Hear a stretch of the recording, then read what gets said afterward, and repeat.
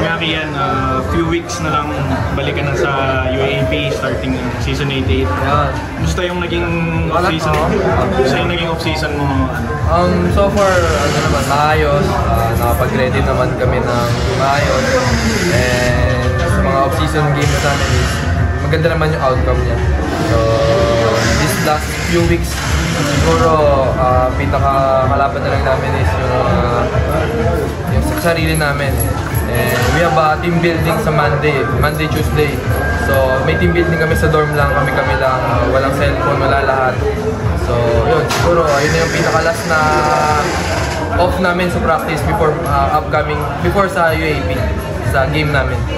Personally, ikaw, yun nga, nag-residency ka nung ito. Gano'n ka ka-excited, gano'n ka ka-prepared na maging isa sa lead guard ng PLS? Sobrang, yun nga, 1 year ako nawala. Nag-residency ako, so sobrang excited talaga na makalaro ulit. And syempre makakalaro ako sa dream school ko, which is yung Green and White sa DLSU. Since high school ako, doon ko gusto talaga maglaro eh. So yun, nagka-opportunity naman ako na ma-represent ulit yung DLSU. So kinuha ko na talaga, ginrab ko na talaga yung opportunity kasi syempre minsan nang dumating yung mga opportunity na ganyan sa'yo eh. So yun, nung kinuha ko ni Coach Topex is tinay ko na yung ginrab ko na. Medyo mas may bigat ba or mas may challenge ba kasi yun nga, syempre si KQ nag-professional tapos last year galing sila sa talo sa UP. So kasi nung kinuha naman ako nila Coach Topex ng Lasal, syempre part din naman si KQ doon sa pag-recruit sa akin sa DLSU, pero alam ko naman na hindi na siya mag-stay kasi alam ko na papunta na siya ng pro eh, pero hindi ko alam kung saan. Yun, yung ano namin is syempre, ayusin lang din talaga namin yung preparation namin kasi yung sistema namin is hindi na one man eh. So marami kami pumasok eh. With Jacob and Mason and Pabs, and we still have Mike. So yun, siguro system na lang din yung aralin namin ngayon.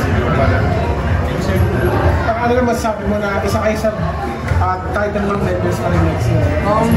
Siyempre, yun nga, sinasabi ng mga tao is kami yung title contenders. So, need namin i-prove yun this upcoming season 88 na natalo kami yung season 87. So, siyempre, I think mas hungry kami ngayon eh.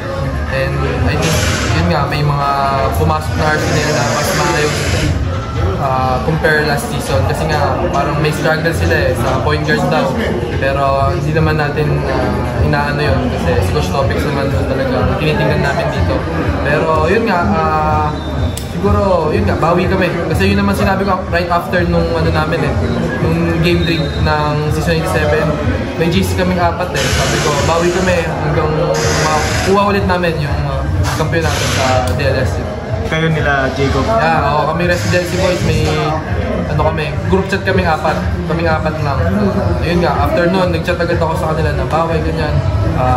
Work hard tayo ngayon para at least makuha natin yung Siyempre, mas malakas yung mga team ngayon eh.